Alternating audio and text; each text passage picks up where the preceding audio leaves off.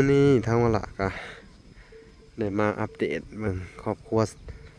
บุญมีพี่น้องหลังจากผมได้มาถ่ายโดนเติบแล้วพี่น้องสบายดีโอ้ต้มยังนะต้มที่หนึ่งข้าวต้มสิหนึ่งข้าวโอ้กำลังสิหนึ่งข้าวแรงโดยโอ้หนังหมอแม่พี่น้องไงเป็นตาอีดูสงสารพี่น้องมาฮอกับหนังเนาะ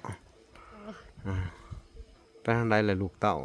โลกมืดไปตักน้ำไปเพื่อนเอื้อยนั่นไปตักน้โอ้ตักน้ำกินนะำโดยน้ำใส่ใส่อยู่นี่เนาะโดยดีพากันไปหาตักน้ำกินเนาะหนังตากแดดเด็กไปหาหนังผู้ขางหัวมันห่มพี่น้องเลยนี่แหละเฮือนชานเพิ่นพี่น้องเลยประตูหน้าต่างกับเฮ็ดให้เพิ่นเนาะสงบพี่น้องเลยเวลากะ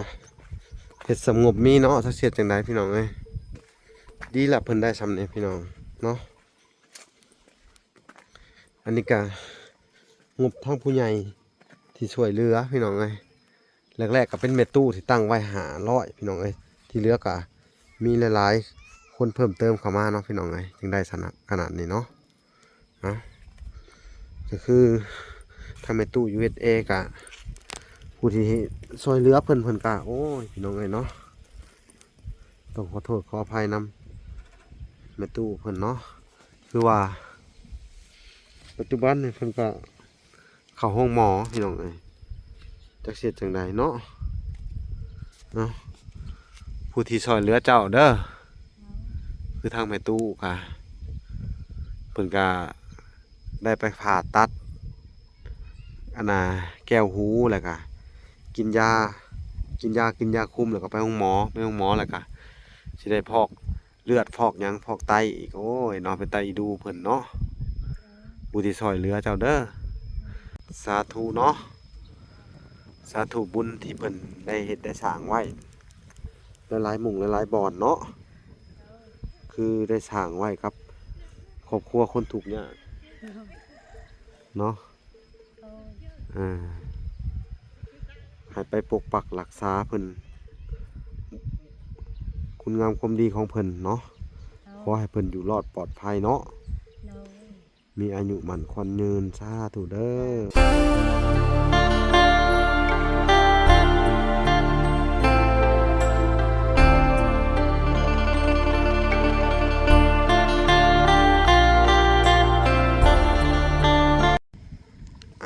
โอเคพี่น้องเนาะ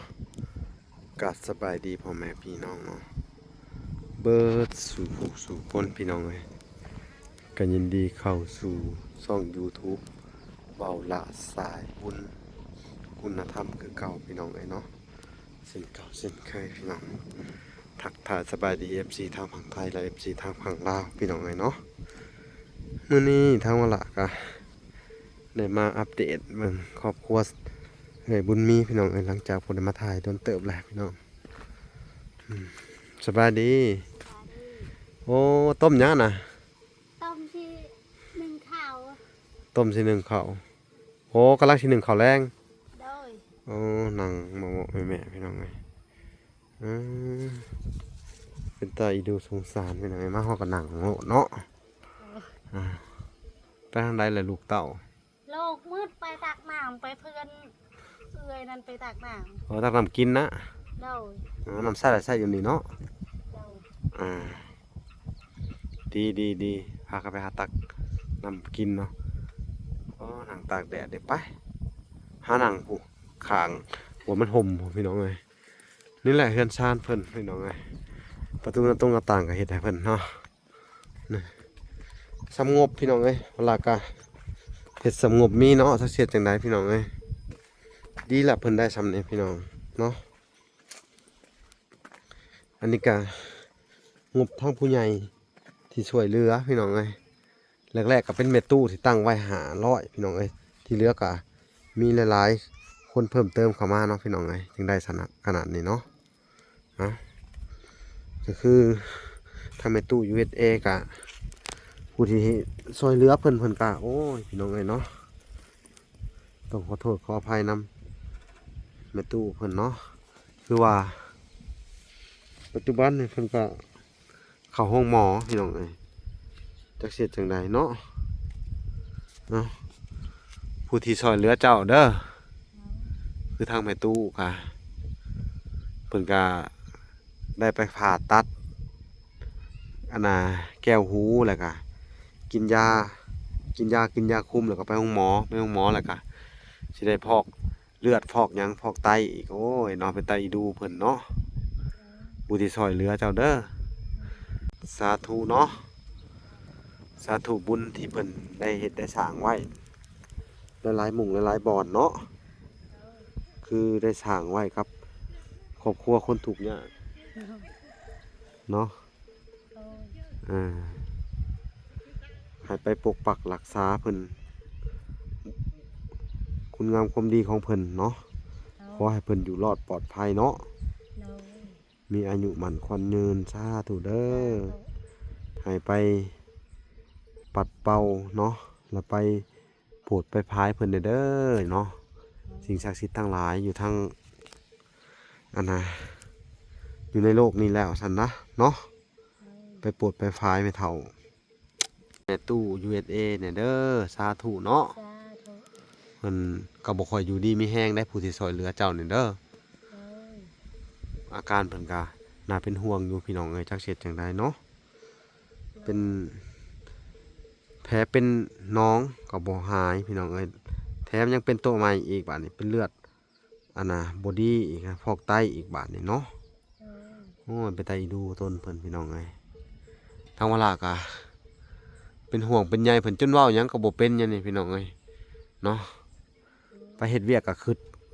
เป็นห่วงเพิ่นแหละจักสิเฮ็ดจังไดพี่น้องเอ้ยเนาะแม่ตู้ก็เป็นผู้หนึ่งที่มีพระคุณของบ่ล่ะพี่น้องเอ้ยเนาะก็บ่ฮู้ว่าสิเฮ็ดจังไดพี่น้องเอ้ยก็ได้แต่ภาวนาเนาะตลอดเวลาเลยเนาะภาวนาให้เพิ่นหายป่วยไวๆเนาะให้กลับมาเป็นคนปกติทางเวลาก็ได้เนาะเป็นจังไดเจ้าก็อยู่ดีมีแห้งบ่เอาอันน่ะให้พรแม่ตู้แน่ผู้ที่ช่วยเหลือเจ้าให้เพิ่นหายเด้อหายเจ็บหายไข้หายพยาธิโรคาเพิ่นหายเจ็บหายไข้ หายมันควันยืนสาธุ อายุมันขวัญยืนหายมันควันยืนหายจากโรคจากภัยที่เป็นอยู่หายจากโรคจากไข้ให้เป็นอยู่ที่เป็นอยู่สาธุ พี่น้องเพิ่นก็เว้าบ่ค่อยเก่งทั้งนั้นอันน่ะเอ้ยบุญมีกะเนาะเป็นห่วงเพิ่นอยู่บ่เป็นห่วงแล้วเนาะเพิ่นแล้วก็สวยเฮานี่เนาะจักสิเฮ็ดจังไดทางวลาก็ได้เนาะทางวลาเพิ่นก็ช่วยเหลือคือกันพี่น้องเอ้ยบ่ได้มีแต่ว่าครอบครัวทุกข์ยากคนอื่นเนาะ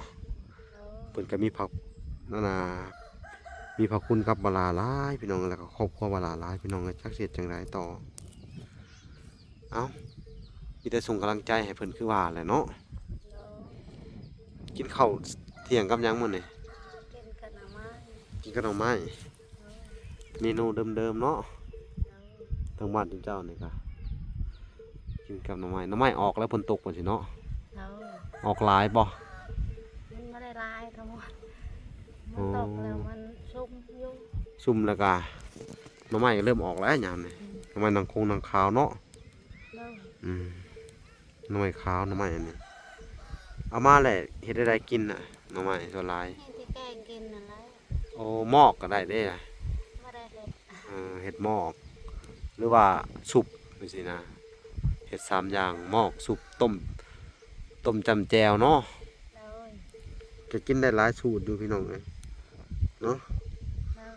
กินบ่เบื่อเนาะหวานนี่ได้สักกินหยังอีกวะหวานนี่บ่ได้กินหยังมื้อก่อนได้มื้อซื่นน่ะซื่นนี่ก็หน่อไม้เฮาอ๋อสรุปแล้วเมนูหน่อไม้เดิมพี่น้องเอ้ยอาหารประจำฤดูคือว่าแหละเนาะอาหารนี่แบบว่าทุกครัวเรือนต้องกินตัวนี้พี่น้องเลยเนาะเพราะมันเป็นอย่างที่กินแล้วบ่เปิดบ่เบื่อเนาะ ถ้าสิหลอกกินอาหารธรรมชาติก็ช่วงนี้คือประเภทเฮ็ดอหย่างนี้มันก็คนก็ตกทิศหนึ่งจังหรือว่า2 ทิศบาจังได้ตกเนาะมันแห้งมันแล้งเนาะ โดย มันก็เลยแบบว่าหายากในของอยู่ของกินเอามือลงเนาะลูกก็ไปหาบน้ โดย ำไปหาบน้ำเนาะใกล้เติบบ่ไปเอาน้ำกิน ก็ใกล้พุ่นแล้วความหวยพุ่น เป็นน้องสะบ่ โดย เป็นน้องคุ้ยบ่เข้าไปแม่บ่เลย บ่แล้ว ยัน เอาเฮ็ดหัว กินเบิดบ้านบ่น้องสะน่ะ กินหมดบ้าน ยันว่าคนลงไปอาบลงยังบ่มีบ่ บ่มี เนาะลงไปอาบน้ำยังหันเขาหายแล้วไปอาบเนาะน้ำกินเนาะ โดย แต่ว่าเป็นน้องสะเลยเนาะ เ มันก็สะอาดอยู่บ่แหละ สะอาดอยู่มันแม่นฝนตกแล้วมันแม่นเฮากิน พอตกแล้วน้ำเหม็นไม่กิน แม่กินใบตองนั่นแหละ ก็ต้องเน่า เออ อันแล้วยังกินเห็นยังสะบัดนี่ กินนั่นแหละ มันบ่มีบ่นกินเนาะ โดย คือว่าต้มกินคือไม่เท่าไทยฮะ ต้องบ่ได้ตอบ ต้มเอาไปเอาน้ำไม่ไทยไม่เท่าไทยมาต้มก็ยังพอกิน เอา ต้มมาเด้อ หม้ก็อยากตอบว่า อืมมีหม้อต้ม อ๋อ นี่หม้อหนึ่งหม้อหยังนี่ก็ได้ต้มเทื่อละคุเทื่อละนะเนาะ เรา นี่แหละพี่น้องเอ้ยจักสิเฮ็ดจังไดได้ซำนี้ก็บุญหลายแล้วพี่น้องเอ้ยว่าล่ะก็เป็นห่วงผู้ใหญ่ที่คอยช่วยเหลือมาเนาะในช่องก็คือแม่ตู้เนาะพี่น้องเอ้ยเป็นหลักพี่น้องเอ้ยถ้าบ่มีแม่ตู้แล้วจักสิเฮ็ดจังไดเนาะถ้าบ่มีเพิ่นนะถ้าบ่มี FC แล้วก็บ่มีผู้ใหญ่หลายๆคนก็บ่ล่ะก็บ่สามารถช่วยไผได้อีกแล้ว วาง เนาะ แล้ว คุณไอ้หมื่นก็จักมาแต่ไสสบายดีหมื่น สวัสดี มาแต่ทางใดนะฮะ มาฮัดแต่ไปเว่าน้องเขาผิดกันกับเมียนะนะ เออ ผิดกันก็การกินกันสุกนี่แหละ เอ เว่ากันไอ้น้องกัน ไปเว่าซอย โอ้มาแต่พังอันน่ะไปเบิ่งเขาทะเลาะกัน แม่นแหละบอกว่าเมียมันเมื่อขึ้นลังนะ อืม พังก่อน อืม พั อื ง ม เมื่อเบิ่งเขาก่อน อ่า จังเมื่อ เดี๋ยวเขาสิไปเบิ่งอันน่ะเจ้าเด้อ เดี๋ยว น้ำเจ้าเป็นจังได น้ำมันบ่ได้นะ อืม ไปจุ่มแล้วมันมีหนามเด้ กามันแห้งเลย ก้าวมันแบบมันโมแห้งนะเพราะปอนเอาลงนี้มันถึกหนามหลอด อืม ถึกหนามก็มันแบบมันละลายไปนะ นั่น คุณกระซาบุญมีกับไก่ขึ้นเทือนเนาะ นั่นแหละ แสดงว่าท่อที่มันรุดน่ะมันถึงน้ำเลย แม่บ่แม่นทอตุ้มนหลุดมันมีน้ำพัดโตใหม่นั่นแล้วมันถึกหนามใหม่นั่นใหม่ละถึกหนาม เพราะไม่จุ่มน้ำอยู่ แม่ โอ้ อันนั้นแหละก็บ่ได้ เสียดายเนาะคือว่ามันแห้งแค่นั้นก็แล้วได้แหละเนาะถ้าเข้าหูอะ เข้าแล้วมันน้ำมันอยู่ในน้ำอันแบบมันบ่มีน้ำนั้นจุ่มใส่นั้นถ้ามันแห้งอันดึงขึ้นได้ เพิ่นกับเมื่อแหละพี่น้องไอ้ผู้เนาะให้เพิ่นเมื่อเฮ็ดเวียกเฮ็ดงานเพิ่นเอื้อยบุญมีเพิ่นเนาะพี่น้องไอ้ก็บ่ได้มาแหละอัน 3-4 มื้อพี่น้องบ่ได้มาเยี่ยมยามเพิ่นมื้อหน้าก็มาอัปเดตเนาะอันนี้อิหยังนี่เสาะนี่เสาะดินเอาบ่ เรา ป้านดินไว้ขุดอ้อมไว้ก็ได้ พุด ให้มันเข้าแล้ว บ่ให้มันเข้าขุดอ้อมเพื่อนก็ได้ อันนี้ก็ไม้ที่เหลืออยู่จักก็เฮ็ดเตียงน้อยๆนั่งลิ้นอันนี้เด้อ เรา เฮาก็บ่มีงบประมาณแล้วพี่น้องเอ้ยที่ช่วยเหลือเพิ่นต่อไปได้ทำนี้ก็ถือว่าโอเคละบัดนี้เนาะ เรา ดีใจนํพี่น้องคอยเป็นคอยไปเนาะ เรา พี่น้องเอ้ยบ่เรื่องการช่วยเหลือก็มันหลายหมู่หลายบอนเนาะ เรา หลายเคสพี่น้องเอ้ยบางคนก็ซอยได้แน่บางคนก็ซอยบ่ได้เนาะยกตัวอย่างคือทางอันสองแม่ลูกสติบ่ดีน่ะก็จักอยู่จังไดพี่น้องเอ้ยเวลาก็บ่ได้เข้าไปแล้วมันไกลเนาะแล้วก็บ่มีข้าวของที่จะไปให้เพิ่นเนาะไปกันจะสิเฮ็ดจังไดเนาะคือเจ้าก็หายห่วงแล้วบัดนี้ฝนตกบ่ได้เปียกบ่นี่ บ่ บ่เปียกเนาะ โดย เออฝนตกแห้งบ่ใช่ไหม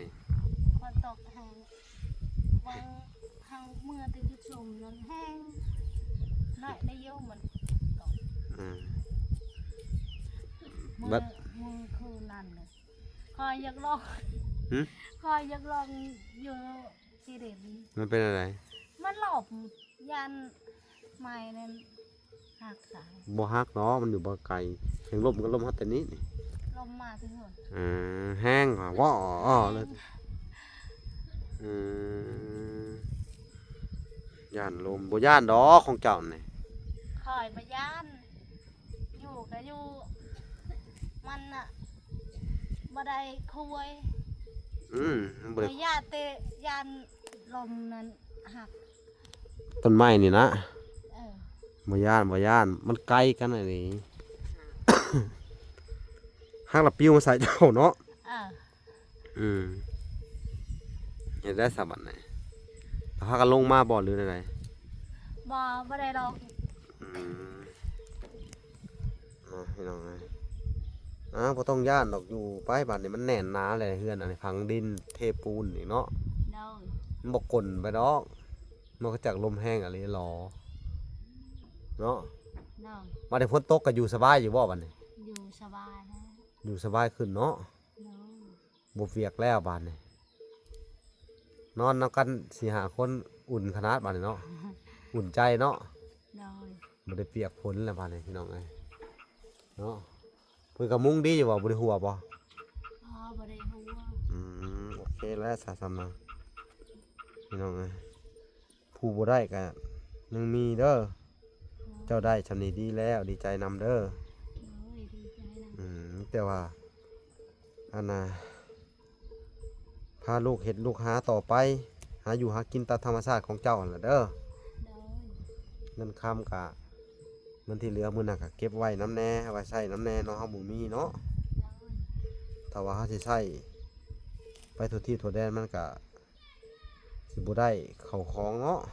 เสียดายเฮาหาบ่ได้ได้เงินคำเนาะ เด้อ มันหายากพี่น้องเอ้ยเดี๋ยวสิได้มากับแม่นของง่ายเนาะ เด้อ อดเอาสู้ๆเด้อ เด้อ มีแต่นบพี่น้องเลยถ้าเช็ดจะได้นี่ชีวิตแถวชนบทเนี่ยพี่น้องเลยตื่นเช้ามาก็หาอยู่หากินตามปกติเนาะคือชาวบ้านทั่วไปแหละมีแต่ว่าอย่าลืมเห็ดหัวเห็ดชวนนี่แหละที่เจ้ามีน้ำแล้วก็หดพักหดหญ้าพอได้กินต่อไปเด้อ เด้อ โอเคพี่น้องเลย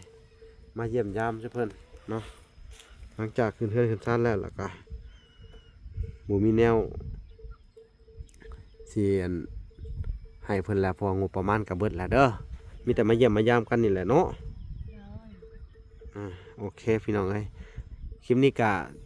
สิได้ขอตัวลำลาก่อนพี่น้องเลยเนาะฝากไว้ติดตามคลิปตอนต่อไปเนาะเขากล่าวคำว่าสบายดีแหละสวัสดีเด้อเอาบ๊ายบาย